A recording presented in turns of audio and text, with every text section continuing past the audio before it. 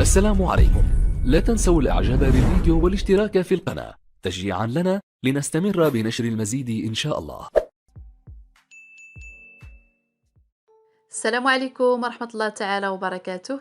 نتمنى يا ربي تكونوا بأحسن الأحوال وانتم كتشوفوا معايا هذا الفيديو على قناتي وقناتكم اللي كتسهل عليكم وكتقربكم من العقار المناسب لكم في جميع أنحاء المملكة المغربية. احنا اليوم عندنا فيديو لواحد المنزل حر اللي معروض للبيع وبالضبط في مدينة سيدي قاسم.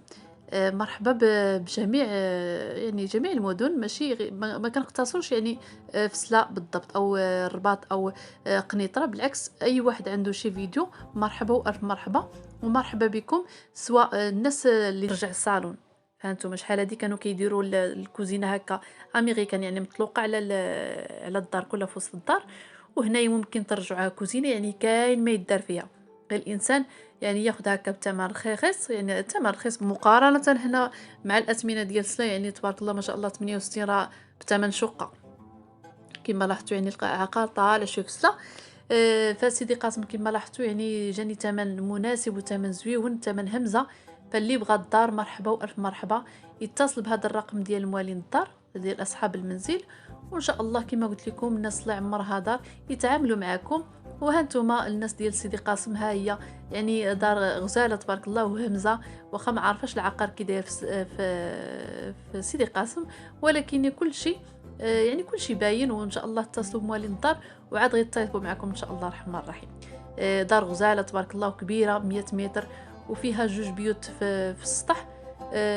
فاللهم يسر، الله يسر، الله اللي غيبيع ولا اللي غيشري، هذا الشيء اللي كاين. والله يعطيكم ما نويتو في خاطركم، الله يعطيكم صحتكم. حتى نتوما ما تنساوناش اللي عجبوا الفيديو ما تنساوناش من لايك الفيديو والاشتراك في القناه، اللي باقي ما اشتركش كنقول ليه اشترك وضغط على زر الجرس باش هكا توصل بكل جديد. والناس القدام مرحبا والف مرحبا، والناس اللي عاد انضموا للقناه فكنقول لكم مرحبا بكم وستالف مرحبا.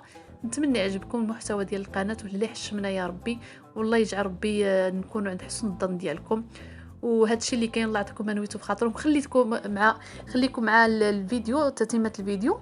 واي واحد كما قلت لكم عجبته الدار فما عليه غير يتصل باصحاب الشقه، يعني منكم لاصحاب الشقه، واتفقوا على الثمن والله يسر الامور. هذا الشيء اللي كاين. ونظن قلت جميع المعلومات، يعني اي معلومات خاصكم غتصلوا موالين الدار، هما غيعطيوكم المعلومات اللي ناقصينكم.